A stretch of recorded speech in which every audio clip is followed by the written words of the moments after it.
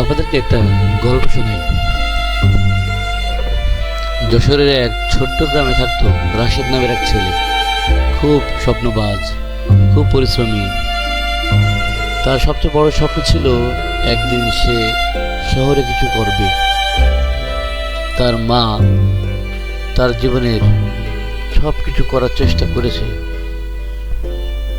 কিন্তু অর্থের অভাবে অনেক কিছু চাইলেও ছেলের জন্য করতে পারেনি।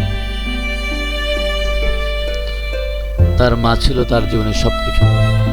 বাবা ছোটবেলায় মারা গেছেন। মা মানুষের বাসায় কাজ করে তাকে বড় করেছে। প্রতিদিন সকালে বের হওয়ার আগে মা শুধু একটা কথাই বলতো, বাবা, বড় হইস কিন্তু মানুষকে ভালো রাখিস, নিজের দিকে খেয়াল রাখিস, নিজের মানুষদের দিকে খেয়াল রাখিস। একদিন রাশেদ শহরে চলে গেল। তার যেহেতু অনেক দিনের স্বপ্ন সে শহরে থাকবে, বড় হবে, তাই সে স্বপ্নবাজ সূত্রে সে শহরে চলে গেল। প্রথমে খুব কষ্ট, তারপর ধীরে ধীরে সে ভালো একটা চাকরি পেল, নতুন বন্ধু, নতুন জীবন।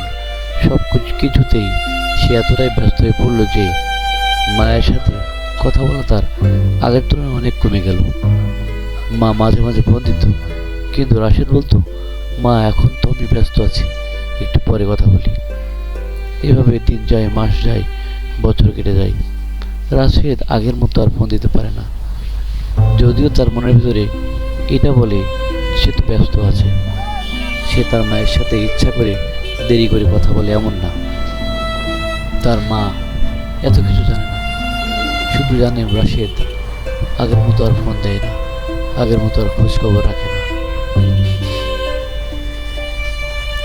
এভাবে অনেক দিন কেটে গেল, বছরের পর বছর। খুব কম এখন মায়ের সাথে দেখা হয় বছরে 2 বার, 2 ঈদে। এছাড়া কোনো বিশেষ পর্ব নেই। রাশেদ আর সময় পায় না। চাকরি বাকরি, ব্যবসা বাণিজ্য তার চারিদিকে একাকার হয়ে গেছে। শহরে তার আশানুরূপ সবকিছু হয়ে গেছে, বাড়ি গাড়ি, ছেলে মেয়ে। কিন্তু মাকে অনেক বলার পরেও সে গ্রাম ছেড়ে শহরে আসতে চায় না। তাই রাশেদও মায়ের সাথে ইচ্ছা করলেও কথা বলতে সেভাবে আর সময় করে পারে না। আগে যেখানে দিনে একবার কথা বলতো, এখানে এখন সে 1 মাসও একবার কথা বলতে পারে না।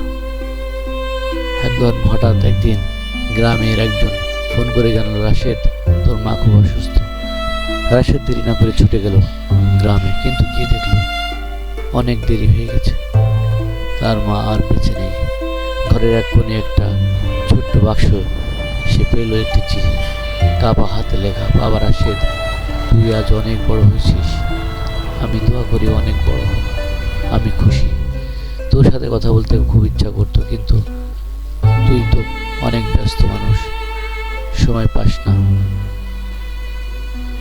তোকে আমি বলেছিলাম তুই বড় হ, তা আমি চাই, কিন্তু তুই নিজের দিকে খেয়াল রাখিস, নিজের মানুষদেরকে ভুলে যাস না। আজকে আমি মৃত্যু সায়নে তোর সাথে দেখা হোক আর না হোক, বাবা, এতটুকু বলি, তোমারও সন্তান আছে। সকলকে সময় দাও, আপন মানুষদেরকে সময় দাও, নিজেকে সময় দাও। জীবন ঘুরে ফিরে চক্রাকারে আসে, একজন যায় আর একজন আসে। ভালো থেকো বাবা। চিঠিটা পড়ে রাশেদ ভেঙে পড়ল। সে বুঝতে পারল সে অনেক ভুল করেছে। সে সব পেয়েছে, কিন্তু সে তার সবচেয়ে মূল্যবান জিনিসটি, তার সবচেয়ে কাছের মানুষটিকে হারিয়েছে। তার মা আজ বেঁচে নেই।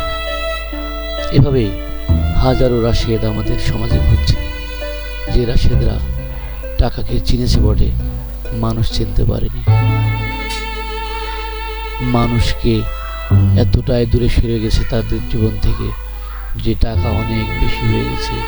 টাকা তাদের অনেক কাছে, যতই কাছে এসেছে ততই মানুষ নামের মানুষরা তাদের কাছ থেকে দূরে সরে গেছে। আমরা কি তেমনই জাতি হয়ে উঠছে আবার? নিজের প্রেমিকের কাছে কষ্ট লাগতেই পারে।